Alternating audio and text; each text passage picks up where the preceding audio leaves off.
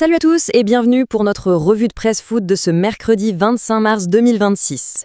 Au programme aujourd'hui, on va parler gros sous. Le Barça est-il prêt à faire sauter la banque pour un défenseur de classe mondiale? On va aussi parler débat avec un gardien de première ligue qui couronne son rival du Real Madrid. Et puis la révélation la plus dingue de l'année peut-être, un club mythique qui utiliserait ChatGPT pour la santé de ses joueurs. Si, restez avec nous, ça promet. Un vent de mouvement souffle sur l'Europe. J'aime bien cette phrase, elle résume parfaitement ce qu'on va voir ensemble. Ça nous emmène sur 3 terrains très différents du foot moderne. D'abord, le nerf de la guerre, les millions d'euros qui s'agitent pour un futur transfert. Ensuite, le poids des mots, quand un champion en adoube un autre. Et enfin, une plongée assez hallucinante dans les coulisses d'un club de légende, entre technologie et peut-être un peu d'inconscience. Allez, on attaque direct avec le premier sujet, le marché des transferts, le fameux mercato. C'est un classique, une course-poursuite à gros enjeux entre deux géants, le Barça et l'Inter Milan, qui se disputent un joueur clé. Alors, le dossier chaud du moment, c'est celui d'Alessandro Bastoni. Pour le Barça, c'est simple, c'est la priorité numéro 1 en défense. Le joueur, lui, est au courant, l'intérêt est concret. Le problème, et il est de taille, c'est que le garçon est bien verrouillé à l'Inter avec un contrat qui court jusqu'en 2028. Du coup, pour l'instant, ça ne discute pas officiellement entre les clubs. Tout va se jouer, comme souvent, sur un seul critère, le pognon. Et c'est là que ça coince. On entend parler d'un chiffre, plus de 50 millions d'euros. Mais, soyons sérieux 2 minutes. Pour l'Inter, Bastoni est considéré comme intransférable. Donc, s'ils ouvrent la porte, ce ne sera pas pour 50 millions, mais pour une somme bien plus élevée. C'est le mur auquel le Barça fait face. Il va falloir être très malin financièrement pour espérer signer le défenseur italien cet été.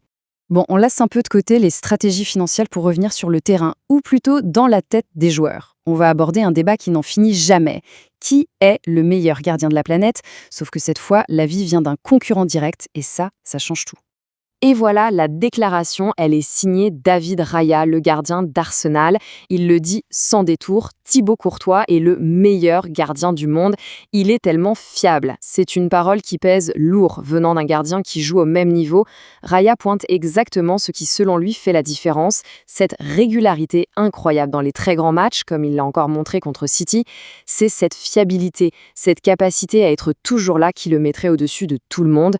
Quand un concurrent prend position de manière aussi claire, ça donne forcément du poids à l'argument.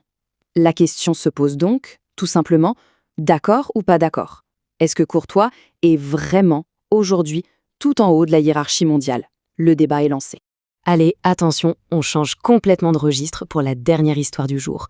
Oubliez les millions, oubliez les débats entre joueurs. On va plonger dans les coulisses du Real Madrid pour une révélation qui est, franchement, difficile à croire. Accrochez-vous bien, on entre dans une autre dimension du foot. Et tout commence avec ce mot, incroyable. Et croyez-moi, il n'est pas galvaudé. Ce qui va suivre est une petite bombe qui risque de faire beaucoup de bruit et de soulever de vraies questions sur les méthodes d'un des plus grands clubs de la planète. Et la bombe, elle est lâchée par Itziar González, qui n'est autre que l'ancienne nutritionniste du Real Madrid. Écoutez bien ce qu'elle dit. Je ne sais pas ce qui est pire entre le staff médical ou qu'ils prescrivent des compléments alimentaires en se basant sur des résultats gratuits de GPT. L'accusation est gravissime. En gros, elle suggère que pour des athlètes qui valent des centaines de millions d'euros, le club se fierait à un chatbot gratuit. Et ce tableau résume parfaitement l'absurdité de la situation. D'un côté, on a ce qu'on attend d'un club de ce niveau, un expert humain, des analyses personnalisées, une vraie expertise médicale. Et de l'autre, ce que dénonce González, une méthode qui s'appuierait sur une IA grand public, avec des réponses automatisées et sans aucune garantie. Le décalage est juste hallucinant. Si c'est avéré, ça pose une question fondamentale sur le soin qui est réellement apporté à ces sportifs de très haut niveau. Alors, que retenir de tout ça? On a vu que le foot moderne, c'est une histoire de gros sous, avec des transferts qui agitent tout le monde. C'est aussi une affaire d'opinion, où les joueurs eux-mêmes construisent les légendes. Et maintenant, visiblement, c'est aussi une affaire d'intelligence artificielle qui s'invite là où on l'attendait, mais alors vraiment pas. Ce qui nous laisse avec cette grande question pour finir, entre les millions, les débats d'experts et maintenant les algorithmes, il va ressembler à quoi le football de demain?